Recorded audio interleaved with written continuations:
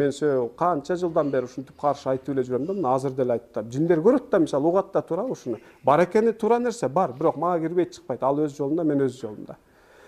Кирсе мага кирсе керек эле, мисалы үчүн. Биз Анкарада бир учурларда ошо аш жеп отуруп, жин кирет дегендер бир тарап, кирбейт дегендер бир тарап, ортодо нейтралдуу позицияны кармангандар бар. Анан мен ошо кирбейт дегендердин башындамын. Акыры анан таалашып, саат түнкү 2ге чейин чече албадык. Кетип атабыз. Анан мен айтып коеюн дедим, анан кийинип атып. Мен азыр жолдо баратып, машинам авария болуп кетип же бир нерсе болом, Кудай көргөзбөсүн, өлүп кала турган болсом, айтып жүрбөгүлө дедим. Бул жинге каршы сүйлөп койду эле, анан жиндер уруп кетти деп. Мен эгер өлүп калсам, өзүмдүн эле ката кемчилигим, шалагылыгыман сүзүп алган болом, же башынан бузулушу мүмкүн. Жинпинге тиешеси жок, өлсөм дагы десем, ушуну жөнүн айтпай эле чыга бербейсиңби дейт баягы нейтральный позицияда бирөө күлүп.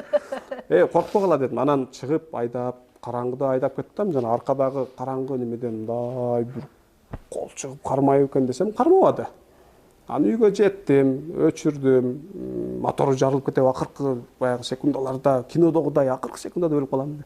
Өлбөдүм, өчүрсөм эчтеме болбоду эле. Анан WhatsApp группага айттым. Мен келдим, мен жин мен тийишкен жок, түнүңөр бейпил болсун депчи. Тийишсе мага тийишсе керек эле, ошон үчүн мындай, буну эмнеге айтып атам? Коркпогула, коркпош керек. Эң күчтүү адам, ушул күчтү бизге Кудай берген.